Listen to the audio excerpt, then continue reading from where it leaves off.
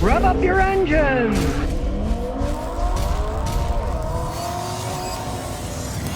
All right, you want to know about Mazda 3s? Here's a brand new one. We're going to go through this thing. You can see what you get for the money so you can make a logical decision. You just bought this thing for $31. It's a fancy edition.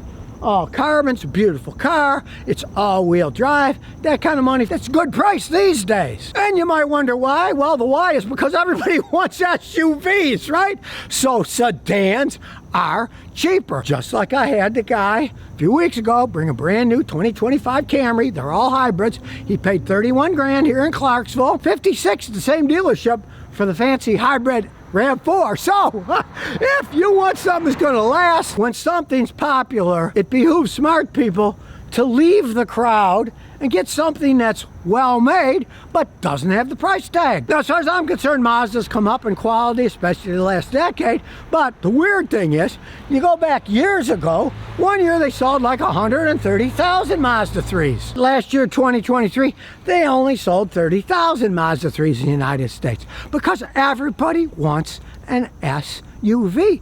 They don't sell us because they're crappy cars. They're actually better than they used to be. This thing has a real automatic transmission. It's not one of those horrible CVTs. It has actual gears. Mazda's smart. Their zoom thing, you know, advertising, they make drivers' cars. And drivers want to have a nice automatic, you can get a manual too, but they want an automatic that has real gears because it's got that better feel. And the way they make automatics today, they're just as good as standards. Truthfully, I've driven automatics that the same car with a standard transmission, I could drive the automatic faster in a quarter mile than the standard because the computers are smarter than we are and they're faster too. And having a 2.5 liter engine, that's a nice size engine. But this guy isn't just some young kid, even though he is a young kid. He's got brains, because look under the hood. Well, guess what? We don't see a turbocharger because this doesn't have a turbocharger. I'd much rather go for a larger size 4 like this, 2.5 liter. They get some 1.5 or 1.2 liter 4 with a turbo that'll put out the same horsepower, but it won't last as long. It's going to wear out. They make more noise, whizzing, rattling. That extra pressure just is not good for an engine. So he didn't get the turbo one. Now, some people complain about some of the 2.5 Mazda engines, their Skyactiv systems. They say they had problems in the heads, problems in the engines. And some of them do. But from my experience, it's the turbocharged ones that do.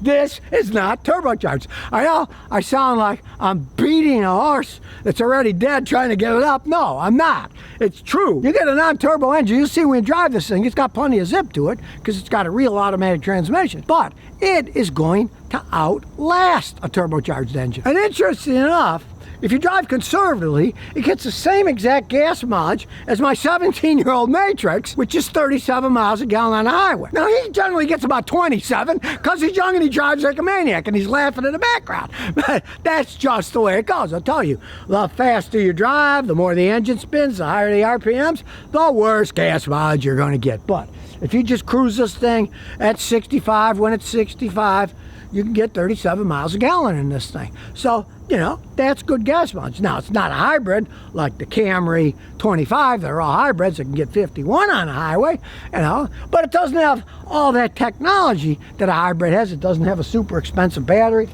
Just got a regular one. Over time, the maintenance on this thing, if you keep them for years and years and years, is going to be less than a hybrid car. That's just the way that it goes. Plus, most mechanics know how to work on these things. When it comes to hybrids, there's a very small amount of mechanics who really know how to work on hybrids. So, one, you got to find one if you can in your area. And two, they're going to charge you through the nose because they know who else is going to work on this. The example, I had a customer, a Toyota Prius. The head gasket was blowing on the regular engine part, right? So they went to the Toyota dealer and they wanted like $6,500 to do a head gasket job. And I'm like, geez, I used to buy the head gaskets for $40 and do the whole job for maybe $300, right? Times have changed, but nobody around here would even touch it. They said, we do not work on Atkinson cycle engines. And a lot of them said, we don't even care what's in it because it's a hybrid and we don't work on hybrids. So if you go conventional, you're gonna have a lot less hassle in the long run. Now, as I say, it's a really nice looking car. I really like this gray color. I mean, it's nice. The only thing I got against this, yes, it's made in Mexico, but what can you do? They're making lots of stuff in Mexico. Well, start her up, yes, push start, they all are. And it does have electronic parking brake. I like this dash. It's all dark and black and the white shines out. It is a cool looking dash. And it's got a decent screen here. Not too obtrusive. Simple controls. You want more or less fan speeds, all here. Yeah, it's got a sunroof. I'm not big on sunroofs. But these seats, they are so comfortable. And the back, it's got a reasonable amount of room for a compact car. But it really sets off nice with the seat belt. Matching them. Now, if you're sporty driving, you can just put it in manual. Then you can shift it up and down yourself. You see the gears go up and down automatically. Up camera, I'm old, it's a little too small for me, but it works perfectly fine. Blown away by the style. The dash is beautiful. The thing about these Mazda 3s are, you want to compare them to a Corolla, Civic, whatever, they have much nicer interiors. They're more comfortable. System down here is easy to manage. Push home, everything's up there.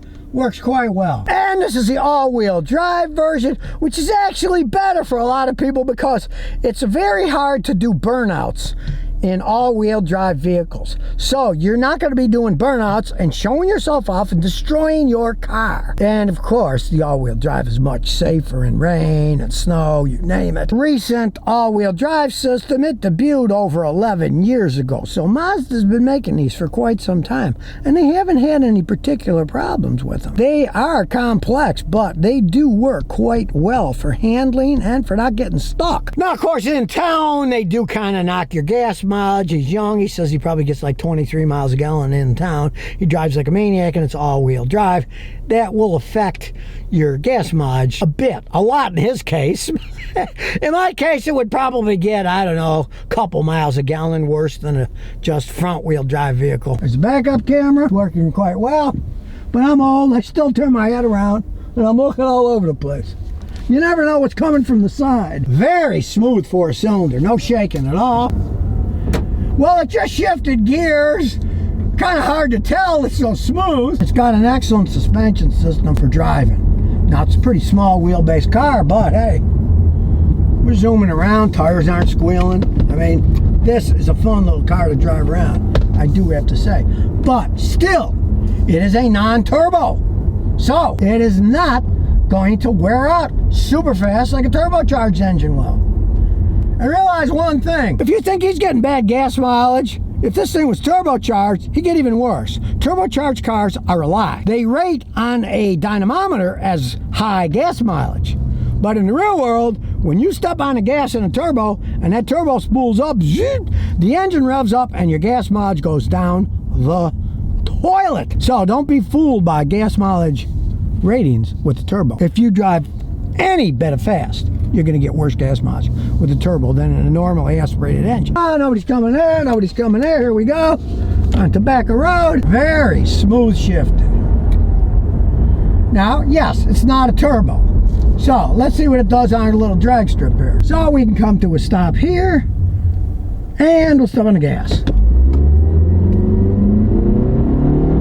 You can see it shifts at high RPMs, but very smoothly. And it's not a race car, but it's plenty quick enough. Really, I'm rather impressed by this car. Press someone, you floor it.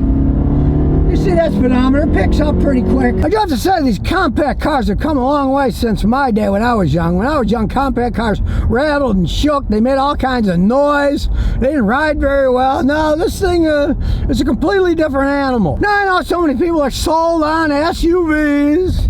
But hey, you know what I'll tell you? Road test one of these things. Go to a Mazda dealer and road test one. You might change your mind about what you want to buy. Past decades ago, Mazda had some of the worst automatic transmissions in the world that broke all the time, but that's not the case anymore. They've got a big relationship going with Toyota. Good feedback from the road. Of course, you know, it's got electronic power steering, but they figured that stuff out now. It just feels like regular steering. It doesn't feel kind of goofy like the early ones did. And a little car like this has excellent brakes. My wife would be screaming now, stop, stop. Look at that. Perfectly smooth transition to stop. It downshifted perfect. I never used to be much of a Mazda fan, but I gotta say, with the recent stuff they've come up with, when you talk about the price point for a nice interior and a nice ride and good gas mileage, if you don't drive like a maniac, they seem to be making some pretty good stuff now. I like the idea that Mazda has an actual automatic transmission and not one of those crappy CVTs. Now, there is one problem with this particular car. He was driving down the road and a blown tire from a semi flew up and hit it. Now he's fighting the insurance company, which is one reason I'll probably never buy a new car, because the first time I get a scratch, I'd probably have a heart attack, right? I'd buy my cars pre-scratched, pre-stained, right? Then you're not gonna whine so much about it. And of course, the traffic was insane. He couldn't get the license plate of the truck that had the tire blown. I don't know what it is, but I think they're making those retread tires on the semis like crap these days, because when I go from Tennessee to Rhode Island back, I literally see thousands of pieces of them all over the road. They must be making them like crap. I don't know if they're doing it in China. Wherever they're doing it, they're doing a lousy job, because there's tire treads all over the place, and it's something you gotta watch out for. As for the car itself, I like the way it shifted. I like the way it runs. I like the way it handles. I like the way it brakes. I can't really complain about this car. Like I say, Mazda quality's been kind of going up for quite some time now. Yeah, it's made in Mexico. I'd rather have one made in Japan, you know, but what can you do? They're making everything down there nowadays, and they haven't had any problems with this all-wheel drive system. A really nice car for $31,000, and he's young. He wants a sharp-looking car, one that's fun to drive. Hey, I could see a lot of people going for this if they'd only get it out of their head that they just have to have an SUV. So if you never want to miss another one of my new car repair videos, remember to ring that bell.